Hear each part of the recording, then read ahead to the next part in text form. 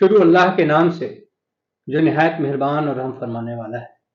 محترم حضرات، نبی اکرم صلی اللہ علیہ وسلم محسن انسانیت اللہ رب العزت نے جنہیں سارے جہان کے لیے رحمت بنا کر کے بھیجا ہے،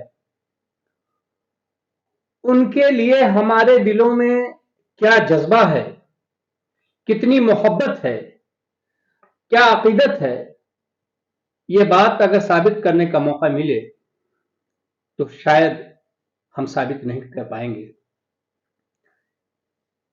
رسول اللہ صلی اللہ علیہ وسلم سے محبت کا تقاضا تو محض ہم یہ سمجھتے ہیں کہ اللہ کے رسول صلی اللہ علیہ وسلم کے نام پر کسی مجلس کا انعقاد کر دینا، اللہ کے رسول محمد صلی اللہ علیہ وسلم کے لیے لنگر کر دینا، رسول اللہ صلی اللہ علیہ وسلم کا جب نام آئے تو اپنے انگوٹھے کو آنکھ سے ہونٹ پر لگا کر کے چوم لینا، یہ تمام طرح کی عقیدت صرف اسے ہی ہم محبت سمجھتے ہیں، جبکہ اصل محبت نبی اکرم صلی اللہ علیہ وسلم سے یہ ہے کہ ان کے حکموں پر چلا جائے، ان کے حکموں کو اپنی زندگی میں عملی طور پر لایا جائے، نافذ کیا جائے، اور رسول اللہ صلی اللہ علیہ وسلم نے جن باتوں سے منع کر دیا اس سے رک جائے۔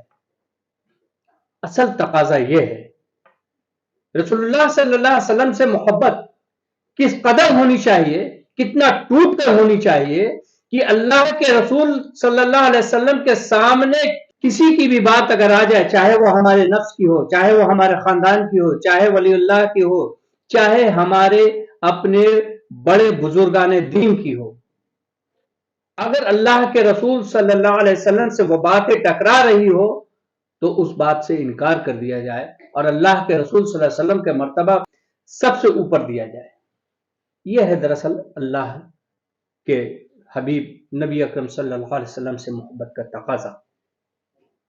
اب آئیے، عام طور پہ جو ہم اللہ کے رسول سے محبت کا اقرار کرتے ہیں، درود شریف ایک اہم عمل ہے اللہ کے رسول محمد صلی اللہ علیہ وسلم سے محبت کا، کہ ہم کتنا زیادہ رسول اللہ پر درود بھیجتے ہیں۔ رسول اللہ صلی اللہ علیہ وسلم فرماتے ہیں کہ جو شخص مجھ پر درود شریف بھیجتا رہتا ہے، جب تک وہ مجھ پر درود بھیجتا ہے، اللہ کے فرشتے اس کے لیے سلامتی کی دعائیں کرتے ہیں۔ یہ اجر ہے درود کا، یہ فائدہ ہے درود بھیجنے کا۔ لیکن آج ہم دیکھتے ہیں کہ رسول اللہ صلی اللہ علیہ وسلم کا نام مبارک جب ہمارے سامنے آتا ہے تو ہم انگوٹھے کو چومتے ہیں اور آنکھوں پر لگاتے ہیں۔ یہ بدعت ہے، یہ کسی صحابہ سے یہ عمل ثابت نہیں ہے۔ ہم کیوں ایسا کام کرنے چاہتے ہیں جو اپنی مرضی کا ہوتا ہے، اپنی خواہش نفس کا ہوتا ہے، جس سے کوئی فائدہ نہیں ہوتا ہے، جبکہ اسی کام کو ہم اس طریقے کے مطابق اگر کریں جو اللہ اور اس کے رسول صلی اللہ علیہ وسلم کا حکم ہے تو وہ کام ہمارے لیے زیادہ فائدہ مند ہے۔ آخرت میں اور دنیا میں دونوں میں اللہ کی سلامتی ہم پر ہوتی ہے۔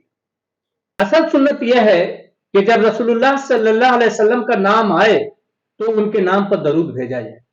کم سے کم سب سے چھوٹی درود جو ہے صلی اللہ علیہ وسلم، اتنا تو بولنا ہی چاہیے۔ وہ شخص کتنا کنجوس ہوگا، کیسا بدبخت ہوگا جو رسول اللہ صلی اللہ علیہ وسلم کا نام آئے اور ان پر درود نہ بھیجے۔ اس سے ہمیں کیا فائدے ملتے ہیں، آج ہم اسے سمجھنے کی کوشش کرتے ہیں۔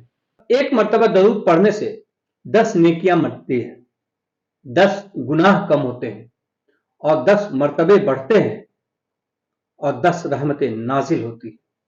یہ فضیلت ہے درود شریف کی، یہ اہمیت ہے درود شریف کی۔